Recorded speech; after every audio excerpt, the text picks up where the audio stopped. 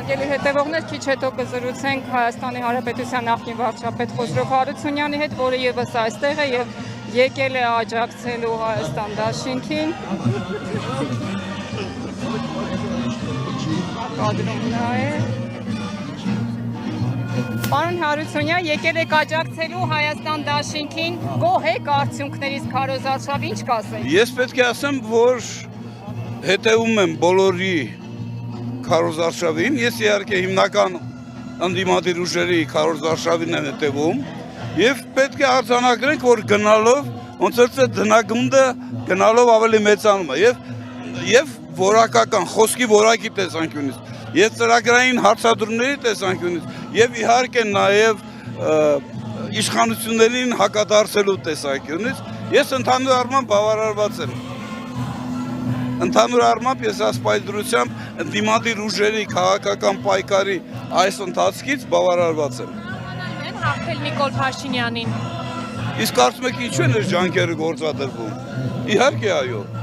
Իսկ մասնակցելիության առումով հաջորդ կիրակի արդեն ընտրությունն է, ինչ եք կարծում, քաղաքացիները Գիտեք, ես իհարկե ես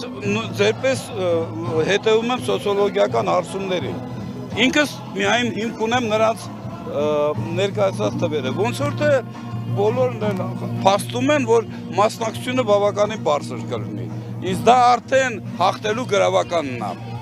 դա հաղթելու գրավականն է, եւ ես էլ օգտվելով առիթից ուզում եմ դիմել ձեր լսարանին, բոլորս պետք է ամսի 7-ին գնանք ընտրությունների, գնանք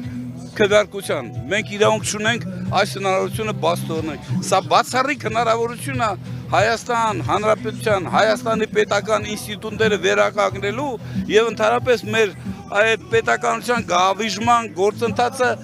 պատմականորեն բեկելու բացառիկ հնարավորություն է եւ ոչ մեկ իրավունք չունի դա բաց թողնել այդ հնարավորությունը։ Հարությունյան, Ռուսաստանի հետ կապած հարաբերությունների, գյուղմթերքի, հայկական արտադրանքի սահմանափակումների եւ գազը թանկացնելու հետ ինչ կասեք։ Տեսեք, ես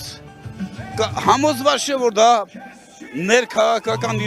իրավիճակի վրա ազդելու լավագույն մեթոդնաձևն է։ Ես այդ կարծիքին չեմ։ Այլ հարցը,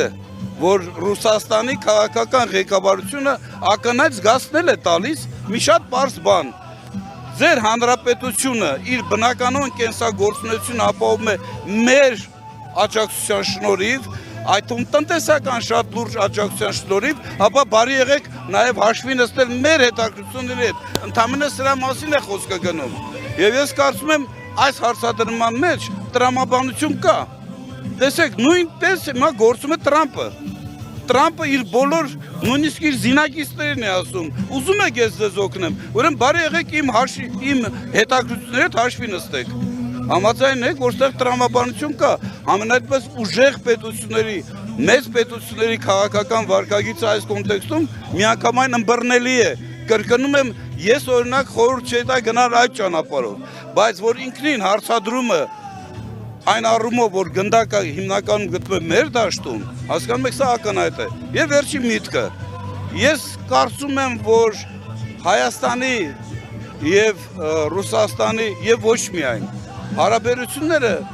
ինչպես ցանկացած խոշոր պետությունների հետ հարաբերությունները, ինչ որ տատանումներ ունենում են։ Դա բնական է։ Նույնիսկ Միացյալ Նահանգներ, Իսրայել, որոնք ամենասերտ դաշնակիցներն են, նույնիսկ նրանց հարաբերությունները մենք տեսնում ենք որոշ տեղաշարժեր, այդպես ասենք։ Ժամանակը ցույց կտա, թե որն է մեր իսկական ճիշտ ընտրությունը։ Եվ ես խորապես համոզված եմ, որ մեր նպատակը պետք է լինի այո,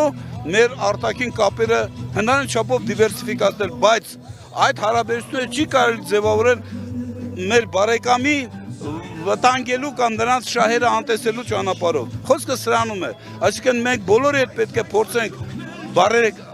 բարիդրացիական հարաբերություններ, նույնիսկ երկուստեք, փոխադարձ, նպաստավոր հարաբերություններ ձևավորել, բայց այդ հարաբերությունները չեն կարող մեկի հետ այդ հարաբերությունների ձևավորումը չի կարող իրականացվել մեկ ուրիշի հետ հարաբերությունները փչացնելու գնով։ Այն էլ կրկնում եմ Ռուսաստանի պես միջուկային գերտերության հետ։ Սա է հարցը։ Զորահանդեսը դիտել եք, Նիկոլ Փաշինյանը հայտարարում է, որ Զորահանդեսը չեմ դիտել, այն գլխեն ասեմ, բայց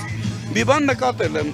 ու հիմա դրա մասին ուզում եմ ասել։ Իջալոց իմ Facebook-յան պոստերում ես գրել էի դրա մասին։